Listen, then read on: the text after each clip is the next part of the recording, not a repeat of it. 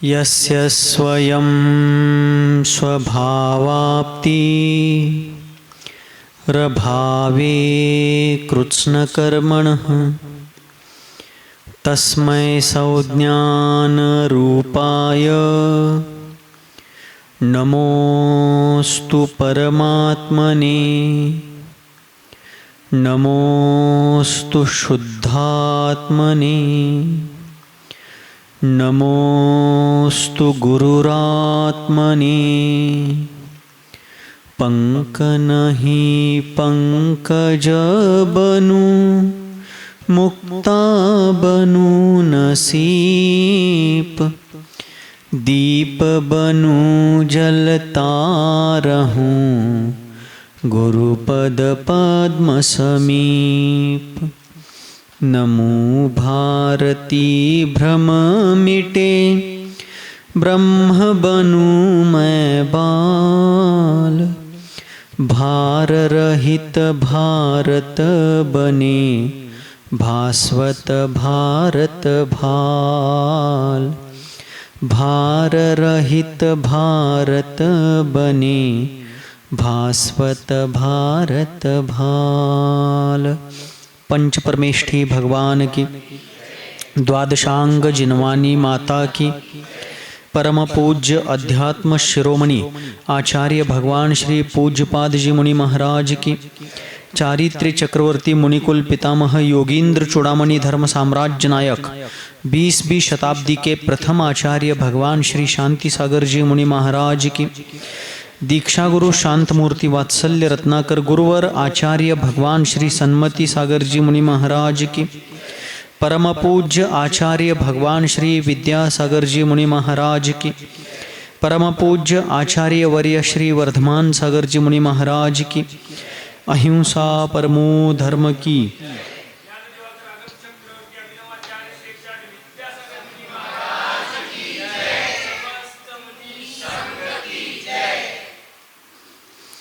मरण कंडिका परमागम में आचार्य अमित गति जी महाराज ने एक बहुत सुंदर श्लोक दिया। वे कहते हैं, द्वित्री चतुर्पादा एते गच्छन्ति महीतले। आचार्य महाराज कहते हैं, द्वित्री चतुर्पादा एते गच्छन्ति महीतले जले मीनः खगा व्योम्नि कर्म सर्वत्र सर्वदा।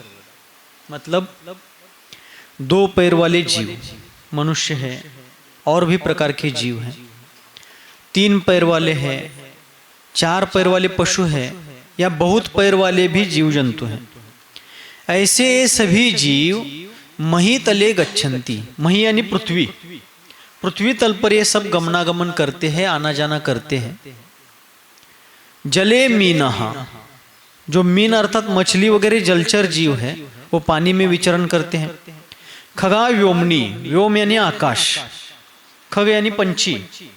आकाश में गमन करने वाले जो नभचर जीव है वे नभ में आकाश में गमनागमन करते हैं। इन सबके गमन का अपना अपना क्राइटेरिया है, निश्चित सीमा क्षेत्र है।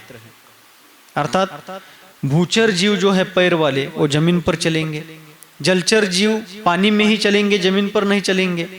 कुछ उभयचर भी होते हैं, जलचर और भूचर मिलकर के वो जमीन और पानी में चलेंगे। जो नभचर होते हैं वो आकाश में ही भ्रमण करेंगे, पानी में जमीन पर नहीं चल सकते। किंतु कर्म सर्वत्र सर्वदा, संसार दशा में भ्रमण करने वाला जो संसारी जीव है, संसारी जीवों का जो अनंत जीवों का समुदाय है, उन सब कर्मों को जिसने परतंत्र पराधीन कर डाला है, जीवों की ही राग द्वेष मिथ्यात्व कषाय अज्ञान आदि परिणामों के कारण संचित कर्म ने जीव को जकड़ डाला है अनादिकाल से, वो कर्म सर्वत्र सर्वदा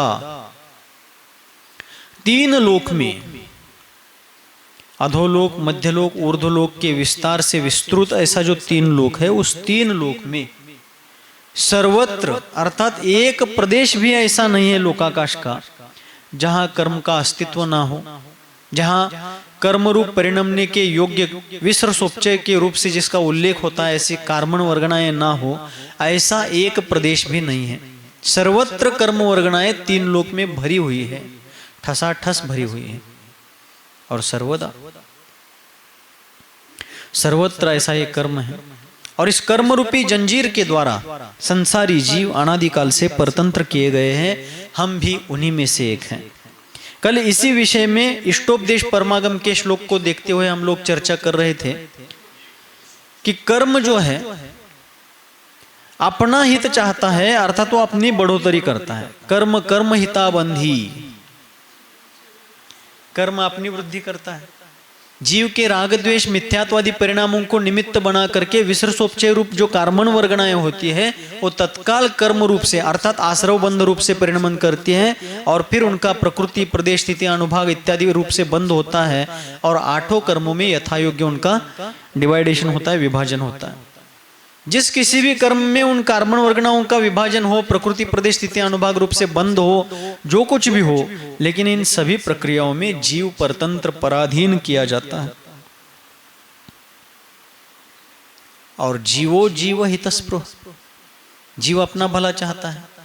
भला चाहता है मतलब सुखी होना चाहता है, और सुखी होने के लिए वो हर कोई जो उसको मार्गदर्शन दे, जो कुछ उसको बताया जाए, वो सब करने के लिए भी तैयार है। किंतु वास्तव में मार्ग पर चलने वालों को सत्यार्थ मार्ग बताने वाले बहुत दुर्लभ है। सम्यक मार्ग और उस मार्ग के मार्गदर्शक मिलना बहुत दुर्लभ बात है। चलने वाले तो अनंत हैं, चलने वाले कितने हैं? अनंत हैं। सभी को सुख पाना है, सुख ही सबके जीवन का अंतिम साध्य है, उस साध्य तक सबको पहुंचना है। लेकिन सुख की ओर जाने वाला, सुख के पास ले जाने वाला, सुख रूप से परिणमाने वाला मार्ग और उस मार्ग पर चलने का मार्गदर्शन देने वाले सत्यार्थ देवशास्त्र गुरुओं की शरण प्राप्त होना अति दुष्कर है, अति दुर्लभ है। आज हमें ये सब मिला है। मिला है क्या नहीं मिला है? मौन है क्या? अवघड आहे लोक म्हणतो हलवा की माना जरा। आज हमें ये सब सामग्री मिली है, हम मार्ग पर चलना भी चाहते हैं, मार्ग भी है, मार्ग पर चलने वाले और चलाने वाले भी हैं। बस हमें अब थोड़ा और पुरुषार्थ करना है। लेकिन मार्ग को मार्ग बता करके मार्ग से भटकाने वाले भी निमित्त बहुत से हैं। इसलिए किनका सुनना, क्या सुनना, कैसे सुनना, क्यों सुनना, कब सुनना और कितना सुनना, इसका विवेक होना जरूरी है। मार्गदर्शक के रूप में मार्ग से भ्रष्ट करने वाले उपदेशक भी आज संसार में बहुत से हैं। इसलिए जागृति पूर्वक मार्ग और मार्गदर्शक को स्वीकारना हम सबका दायित्व है, जिम्मेदारी है। नहीं तो मार्ग के नाम पर हमें विपरीत मार्ग दिखाने वाले भी हैं। तो आचार्य पूजपाद जी महाराज कह रहे हैं, स्व स्व प्रभाव भूयस्त्वे को वा स्वार्थम न वांछति। अपना अपना प्रभाव होने पर ऐसा कौन है जो अपना स्वार्थ नहीं चाहता? हर कोई चाहता है। कल बताया था हमने कि राजनीतिक दल अपना अपना स्वार्थ चाह करके अपना विस्तार चाहते हैं, व्यापारी अपना विस्तार करना चाहते हैं, व्यापार बढ़ाना चाहते हैं, एक देश दूसरे देश के ऊपर अपना प्रभाव डालना चाहता है, एक सत्ताधीश दूसरे की सत्ता को अपने अधीन करना चाहता है, शरीर में आए हुए रोग के जो कीटाणु है वो शरीर के ऊपर अपना नियंत्रण चाहते हैं, शरीर की रोग प्रतिकारक जो क्षमता है, इम्यूनिटी पावर, वो रोगाणुओं को नष्ट करना चाहते हैं। हर कोई अपना प्रभाव जमाना चाहता है। इसके आगे और कहे तो धार्मिक क्षेत्र में प्रभावना के नाम पर अपना व्यक्तिगत प्रभाव जमाने का प्रयास करने वाले भी बहुत से लोग हैं। कदाचित मैं भी उसमें हो सकता हूँ। दूसरों के ऊपर अंगुली निर्देश करना गलत है, मैं भी उसमें हो सकता हूँ। इसलिए हर कोई अपना प्रभाव डालना चाहता है, हर कोई अपने ओर सबको आकर्षित करना चाहता है, अपना अधिकार जमाना चाहता है। कर्म भी वैसा है, अनादिकाल से ये कर्म जीवों के ऊपर अपना अधिकार करके बैठा है और जीवों को अधीन करना चाहता है। लेकिन आचार्य कहते हैं कर्म कुछ भी करे तो भी वो अचेतन है।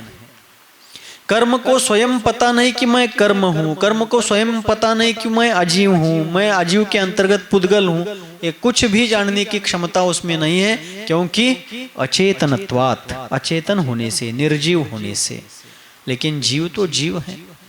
ज्ञान दर्शन चैतन्य स्वभावी उपयोगो लक्षणम, इसलिए जीव का दायित्व है, कर्तव्य है कि अपने आत्महित का मार्ग समझने का प्रयास करे। दूसरे हमें मार्ग बता सकते हैं, समझा सकते हैं, चलने के लिए प्रेरणा दे सकते हैं, चलने वालों को थोड़ा सा भौतिक तौर पर या व्यावहारिक तौर पर सहारा दे सकते हैं, किंतु चलना तो हर किसी को स्वयं ही है। सरकार रास्ते पर साइन बोर्ड लगा सकते हैं, दिशा दर्शक यंत्र लगा सकते हैं, रास्ते बनाकर दे सकते हैं, रास्ते पर चलने के लिए ट्रैफिक पुलिस का भी वहां पर नियोजन किया जा सकता है और सिग्नल वगैरह भी लगाए जा सकते हैं, लेकिन चलना तो हर किसी प्रवासी को स्वयं है। वैसे ही पूर्वाचार्यों ने, आप आगम गुरुओं ने हम सबके लिए सब किया है। अब काम किनका बचा है? हमारा। जिसको गंतव्य तक पहुंचना है, साध्य तक पहुंचना है, उनका काम बचा है, तो हम चलने का प्रयास करें। देखिए, कल हम चर्चा कर रहे थे, विचार कर रहे थे कि एक निगोद शरीर में कितने निगोद शरीर में, बोलिए कितने जीव होते हैं? प्रयास कीजिए। हाँ, सिद्ध राशि के अनंत गुणे। सिद्ध राशि कितनी है? अनंत अनंत सिद्ध है। और अनंत अनंत सिद्ध अनादिकाल से जितने हुए हैं ढाई द्वीप से, उन सभी सिद्धों के अनंत गुणा जीव एक निगोद शरीर में होते हैं। और निगोद शरीर कितने हैं? असंख्यात लोक प्रमाण। असंख्यात लोक कैसे निकालेंगे? प्रयास कीजिए। मुझे भी बहुत आता है, ऐसा नहीं है, बताइए। असंख्यात लोक कैसे निकालेंगे?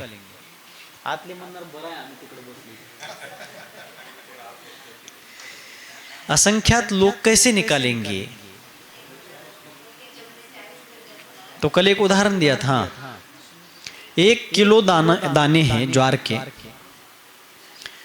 ज्वार के 1 किलो में जितने दाने आते हैं उतने किलो लेने हैं।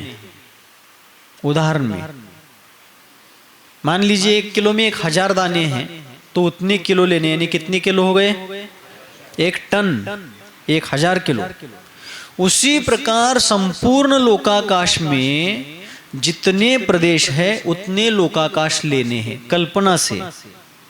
प्रॅक्टिकली काही मोजणी टाकायला जायच नाही आपल्याला कुठं, लेकिन उतने लेने हैं।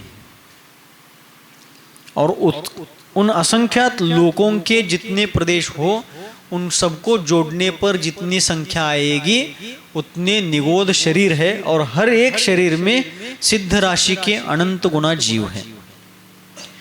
ऐसे निगोद पर्याय से उसके बाद प्रत्येक वनस्पति का एक पर्याय, पृथ्वी का एक, जल का एक, अग्नि का एक, वायु का एक, उनमें सूक्ष्म बादर, पर्याप्त, लब्ध्य, पर्याप्त इत्यादि।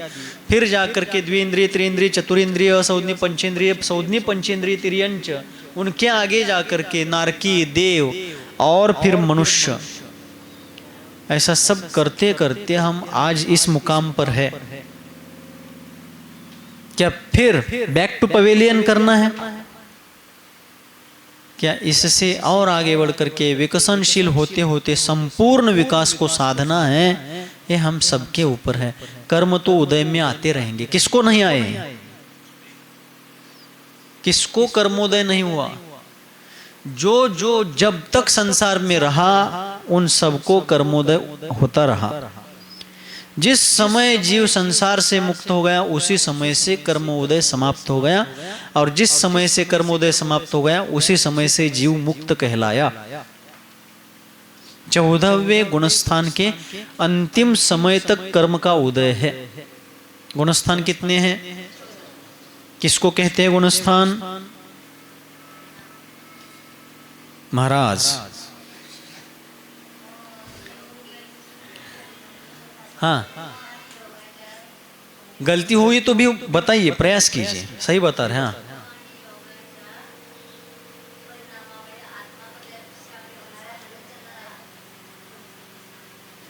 मोहन योगामुळे आत्मा जो वर खाली होतोय तो योग है। मोह और योग के निमित्त से आत्मा के परिणामों में जो तारतम्यता होती रहती है, संक्लेश विशुद्धि रूप तारतम्यता होती रहती है, उसको गुणस्थान कहते हैं। गुण यानी कोई गुण है और स्थान यानी कोई जगह है, ऐसा अर्थ नहीं लेना है। जीव के परिणामों को नापने का वो है एक उपाय है, माध्यम है। मोह और योग के निमित्त से होने वाले संक्लेश विशुद्धि रूप आत्म परिणामों के तारतम्यता को गुणस्थान कहते हैं। ठीक है, अब उसकी व्याख्या बताने का अभी समय भी नहीं है और वो प्रकरण भी नहीं है, जब भी आएगा अपन देखेंगे। तो 14वें गुणस्थान में अयोग केवली भगवान है, 13वें गुणस्थान में सयोग केवली भगवान है। दोनों भी अरहंत परमेष्टि है। अरहंतों को भी 14वें गुणस्थान के अंतिम समय तक कर्म का उदय है, भले वो अघाती कर्म है, लेकिन कर्म का उदय वहां तक है।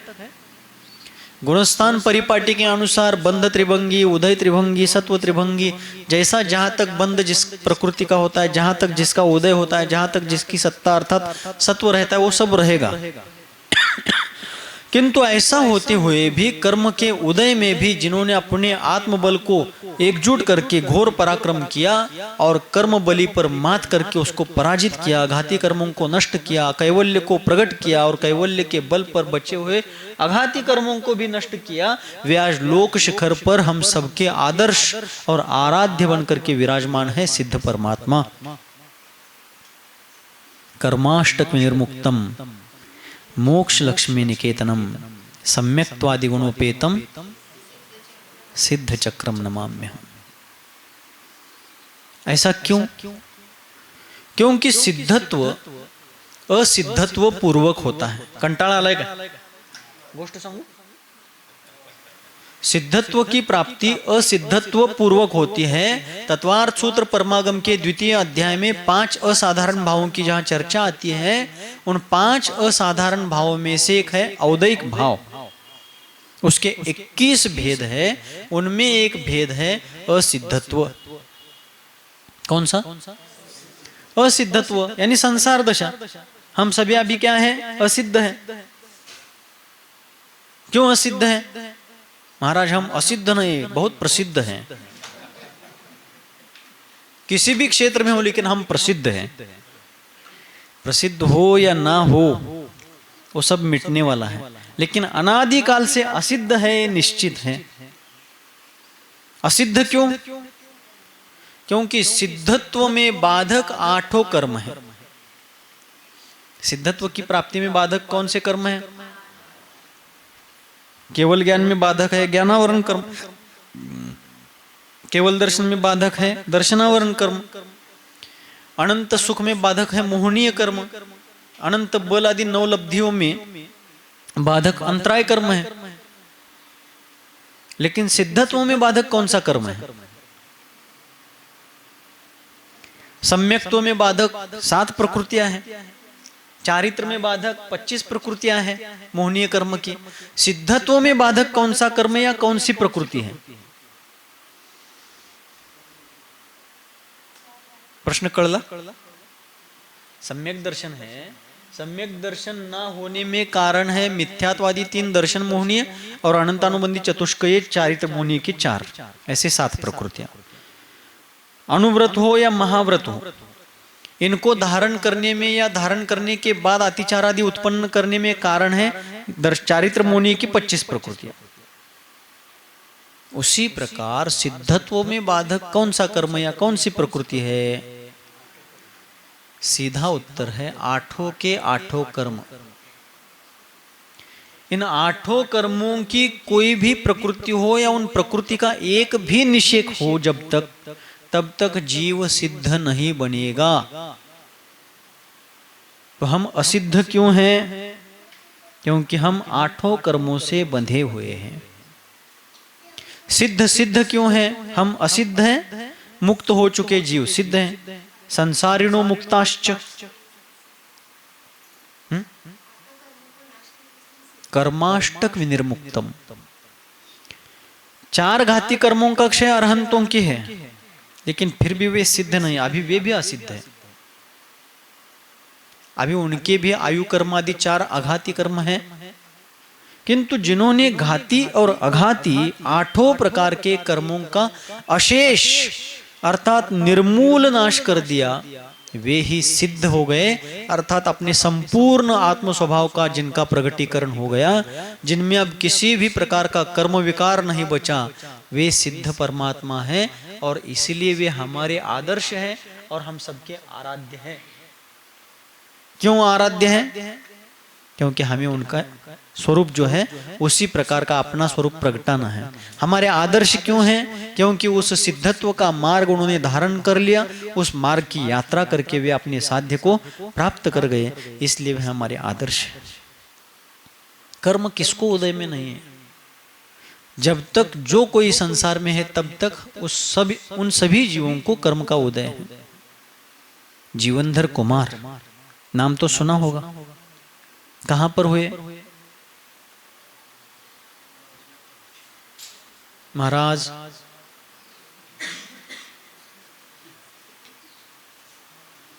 भरत क्षेत्र में हो गए। मोटा मोटी उत्तर देते हैं, भारत देश में हो गए, और थोड़ा छोटा उत्तर कर लेते हैं। जीवनधर कुमार 24वें कामदेव,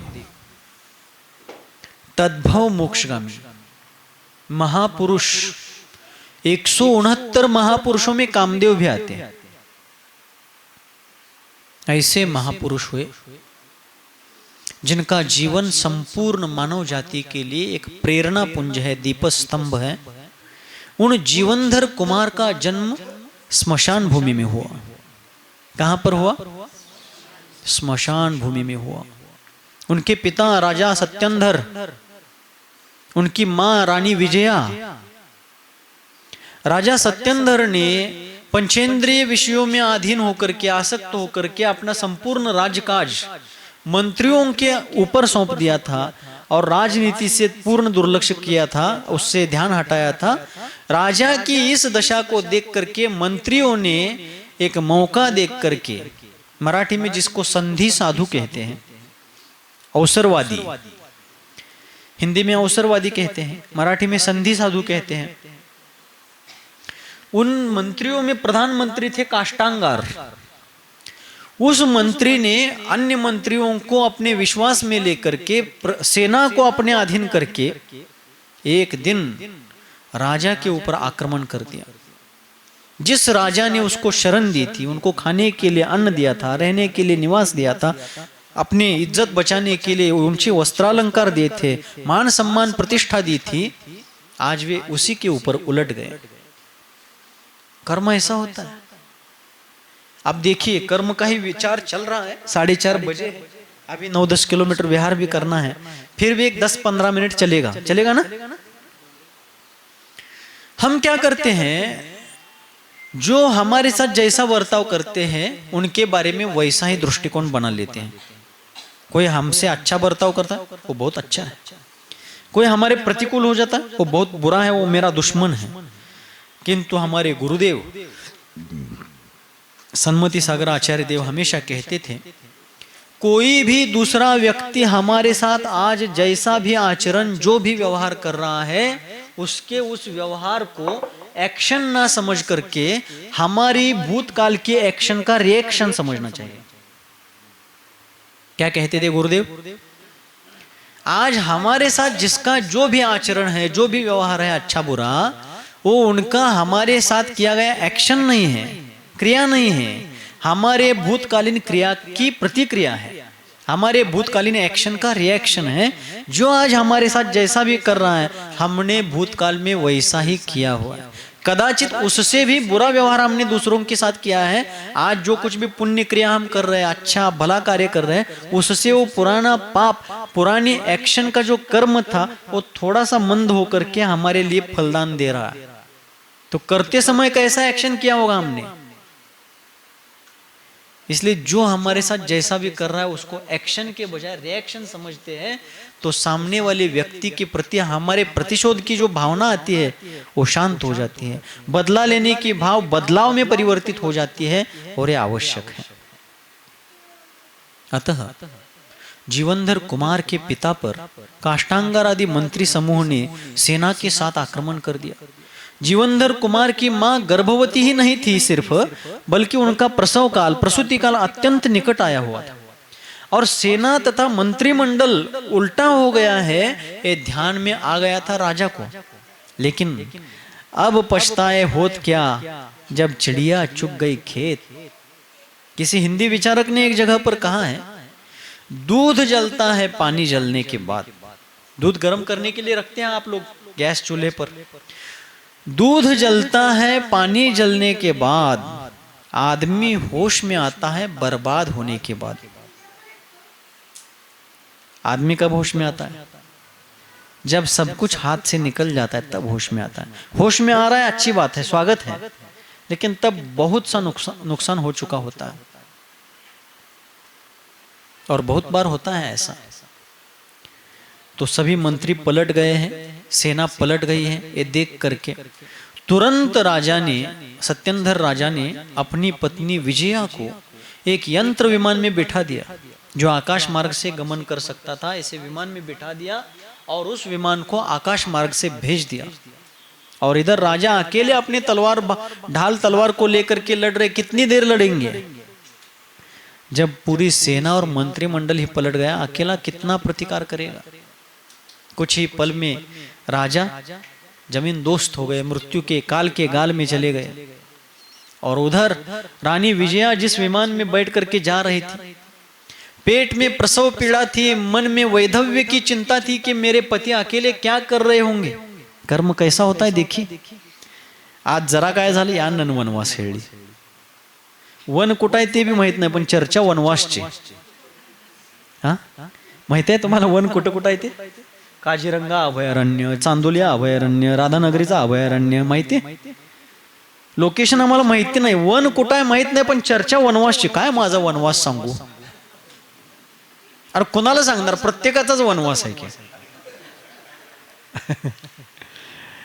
मी ह्यांना सांगायला गेलो, त्यांनी म्हणतात माझा पण वनवासच आहे, तुम्ही काय नवीन सांगायला?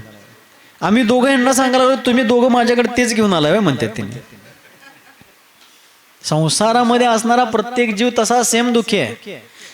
अनुपातामध्ये कमी जास्त असेल। संसार दशा का हर जीव दुखी है, कम ज्यादा मात्रा में।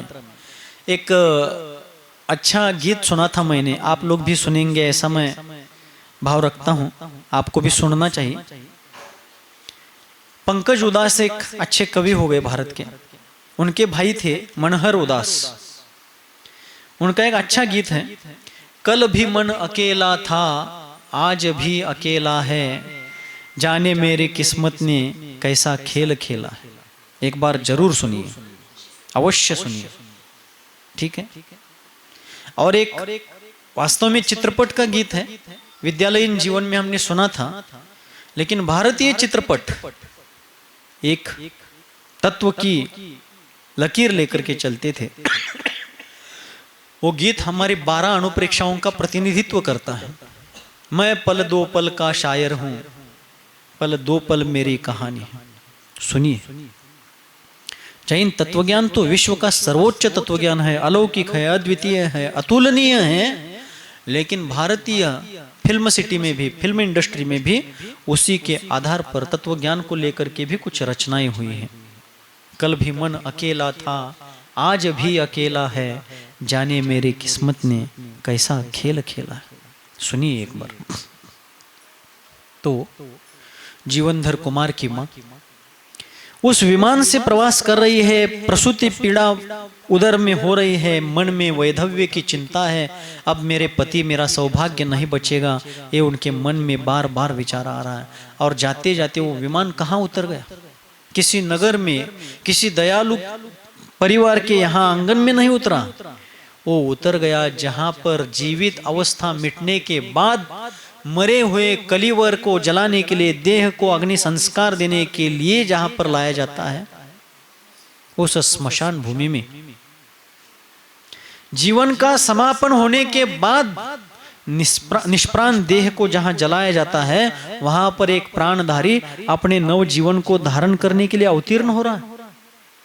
कैसा विधि का संयोग है, क्या कर्म की लीला है।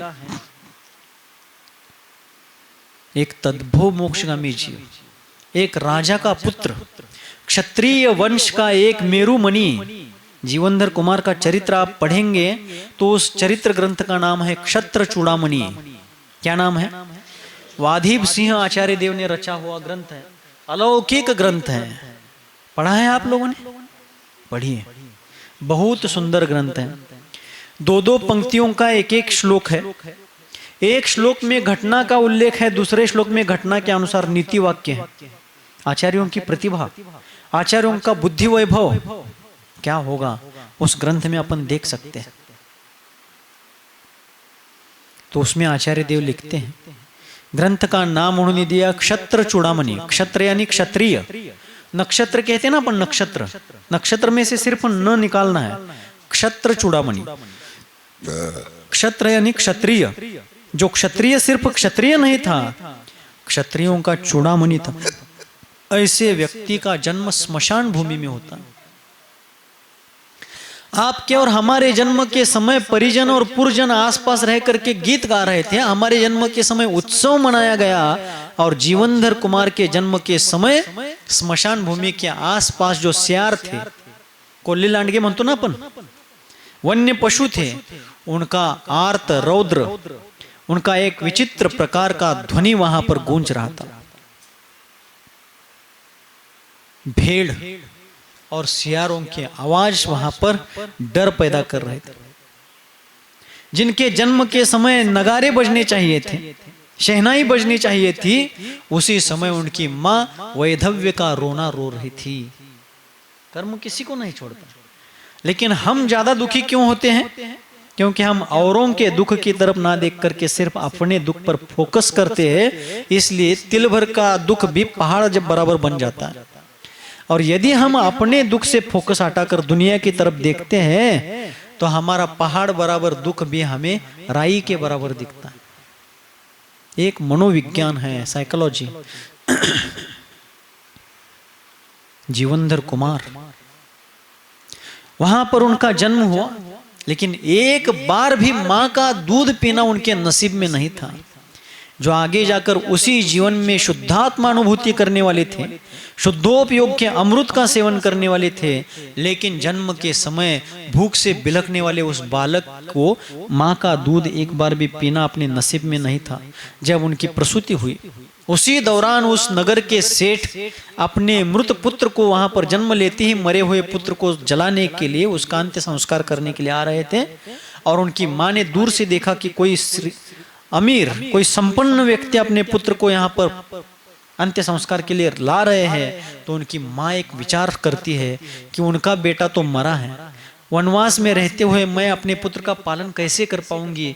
मुझे पति का मरण का दुख, वैधव्य का दुख तो हुआ है, बेटे का वियोग भी सहना पड़े तो मैं सहूंगी, लेकिन मेरा बेटा तो सुख से रहेगा।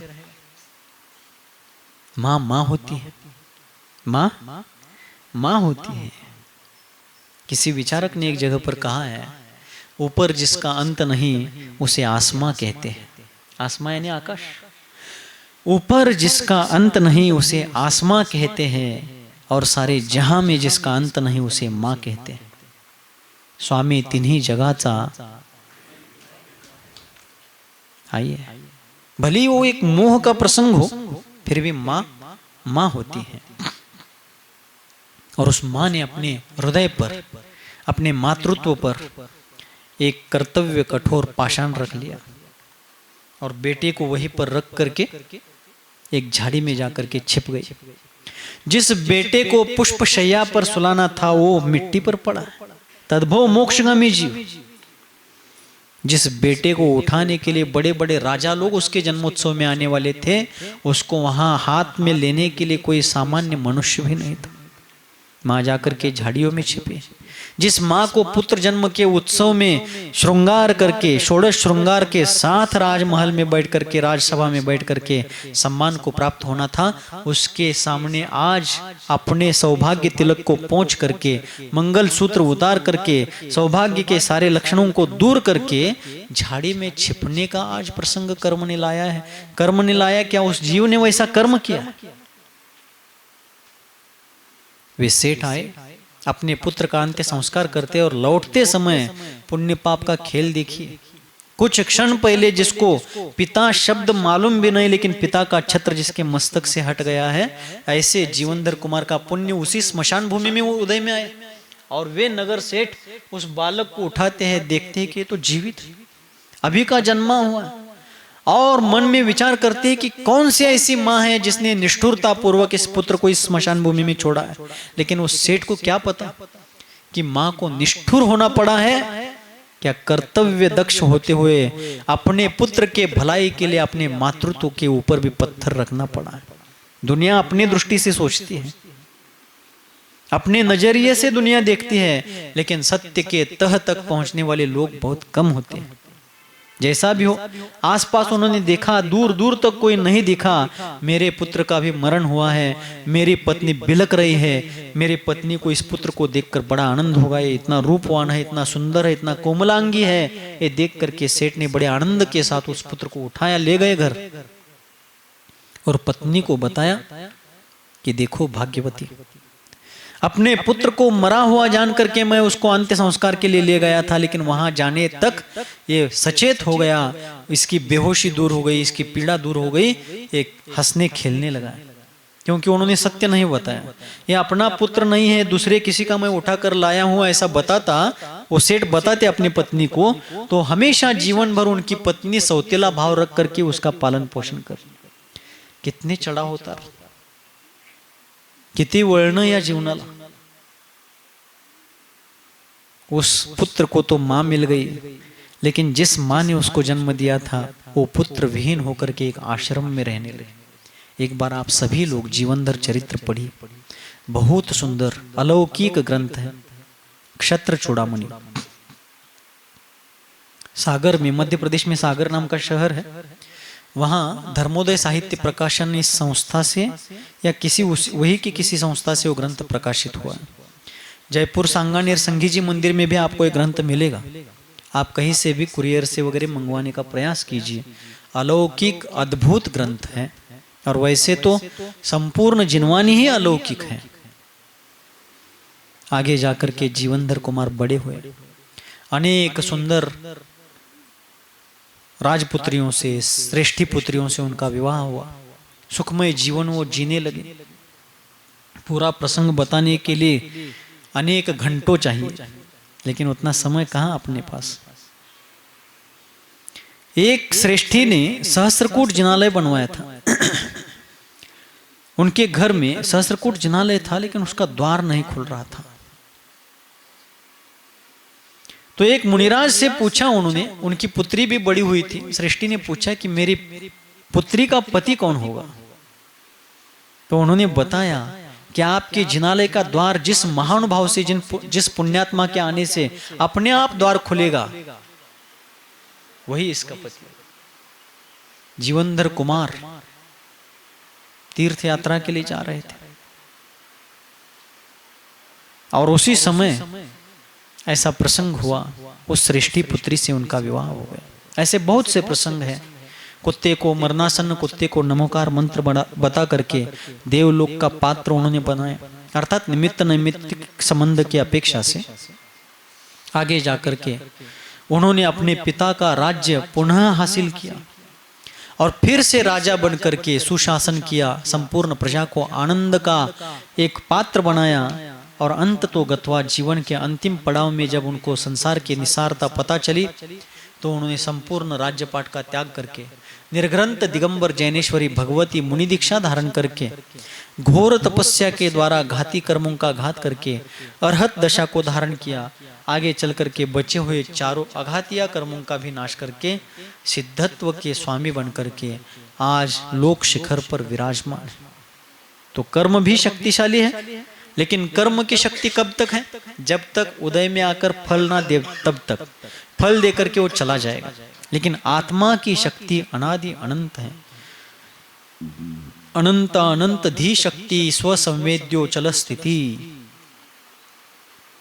अनंत अनंत धी, धी यानी ज्ञान, केवल ज्ञान, और अनंत अनंत शक्ति अर्थात अनंत वीर्य और स्वानुभव गम्य अचल स्थिति वाला, अर्थात अजर अमर अविनाशी अनादि अनंत ऐसा आत्म स्वरूप है। कर्म बंधने के बाद उदय में आने तक है, लेकिन जीव अनादि अनंत है।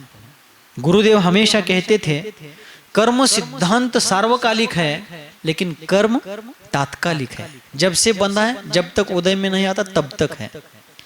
कर्म सिद्धांत के बारे में जो नियमावली हो अनादि अनंत है, उसका बंध, उदय, सत्व, उत्कर्षण, अपकर्षण, निधत्ति, निकाचेत, संक्रमण इत्यादि जो 10 करण बताए गए, उसके प्रोटोकॉल्स अनादि अनंत है। कर्म सिद्धांत अनादि अनंत है, लेकिन कर्म अनादि अनंत नहीं है। नए बंधने वाले कर्म की अपेक्षा से, कर्म परंपरा की अपेक्षा से तो कर्म अनादि है, लेकिन नए नए बंधने वाले जो समय प्रबद्ध होते हैं, वो बंधने के बाद जब तक स्थिति है तब तक रहेंगे, उदय काल आने पर उदय में आकर झड़ जाएंगे। लेकिन आत्मा, उसके अनंत गुण, उसके सामर्थ्य ये सार्वकालिक है।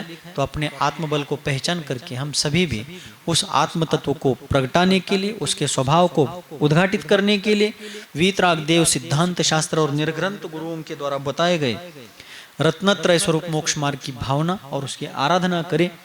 सम्यक दर्शन को अपने जीवन में धारण करने का प्रयास करे। संपूर्णतः अंधश्रद्धा मिथ्यात्व भाव को छोड़ करके और वीतरागता को अपना साध्य बना करके उस ओर बढ़ने का प्रयास करे। प्रयास करते हुए भी बहुत बार फेल्योर आ सकता है, असफलता मिल सकती है, लेकिन कोशिश करने वालों की कभी हार नहीं होती। जो भगवान बने वो भी एक ही प्रयास में भगवान नहीं बने हैं, अनेक जन्मों की साधना के बाद कोई परमात्मा बने हैं। आदिनाथ भगवान के 10 भवों का वर्णन आता है, पार्श्वनाथ भगवान के 10 भवों का वर्णन आता है, महावीर स्वामी के अनेक भवों का वर्णन आता है। इन सबने अनेक जन्मों में घोर तपस्या साधना की, तब भगवत्ता को प्राप्त किया। कुछ विरले जीव होते हैं, भरत चक्रवर्ती के 923 पुत्रों की तरह, विवर्धन कुमार, भद्रनराज इत्यादि जो पुत्र हुए, जो निगोद पर्याय से निकलकर सीधे मनुष्य बने। देखिए कर्म कैसा है, निगोद से सीधे मनुष्य, और मनुष्य में भी जैन कुल में, जैन कुल में भी तीर्थंकरों के वंश में चक्रवर्ती के पुत्र बने। कैसी भवितव्यता है उन जीवों की। उन्होंने कोई पुण्य नहीं किया था वहां पर। निगोद में क्या पुण्य पाप, पाप का ही उदय था, लेकिन पुण्य करने का वहां विवेक तो कहाँ है, बुद्धि तो कहाँ है और क्रिया तो कहाँ है। लेकिन भवितव्यता, होनहार, अलंघ्य शक्तिर भवितव्यतेयम हेतुद्वया विष्कृत कार्यलिंगा। सुपार्श्वनाथ भगवान की स्तुति में समंत भद्र स्वामी ने कहा कि भवितव्यता एक अलंघ्य शक्ति है, और उसी भवितव्यता के कारण वे 923 जीव चक्रवर्ती के पुत्र और तीर्थंकर के पौत्र अर्थात पोते बने। और उसी भव से भगवान वृषभदेव का उपदेश सुनकर के रत्नत्रय स्वरूप मोक्ष मार्ग के स्वामी बने, और उस मार्ग पर चलते चलते एक दिन उस गंतव्य तक पहुंच गए जिसके लिए अनंत जीवों ने प्रयास करके उसको प्राप्त किया है। तो कर्म बलवान है तो आत्मा बलवान से भी बलवान है। हम सब अपने आत्मबल को पहचाने, उसका सही दिशा में प्रयास करें और अपने आत्महित का मार्ग प्रशस्त करें। इन्हीं मंगलमयी भावों के साथ, जिनके हृदय रूपी पद्म सरोवर से विश्वव्यापी वात्सल्य की लोक कल्याणकारिणी धर्मगंगा सर्वजन सुखाय और सर्वजन हिताय इस लोकोत्तर भावना से निरंतर और निर्व्याज रूप से बहती है, जो वर्तमान धर्मतीर्थादिनायक भगवान सन्मतिनाथ के लघुनंदन हैं, जो चारित्र चक्रवर्ती आचार्य भगवान श्री शांति सागर जी महामुनिराज की मूल संघ आचार्य परंपरा के आभूषण स्वरूप हैं, जिनका जीवन मानवता का मानदंड और उदारता का उदाहरण है, मूलाचार ही जिनका साधन है और समय सार ही जिनका साध्य है, जो धर्मरथ के समर्थ सारथी है, संसार समुद्र में डूबने वालों के लिए जो अभेद्य धर्म नौका है, अज्ञान अंधकार में भटकने वालों के लिए जो रत्नत्रय के रत्नदीप है, जिनका जीवन सहजता और सरलता के कारण सुंदरता से भी सुंदर है, ऐसे मेरे जीवन के सर्वे सर्वा भाग्य विधाता सन्मति सागर आचार्य देव के त्रिभुवन सुंदर लोक पूज्य चरण कमलों में यही प्रार्थना करता हूँ कि हे गुरुदेव, सभी की मति सन्मति हो और सभी की गति पंचम गति मोक्ष गति हो। इन्हीं मंगलमय भावों के साथ बोलिए गुरुवर आचार्य भगवान श्री सन्मति सागर जी मुनि महाराज की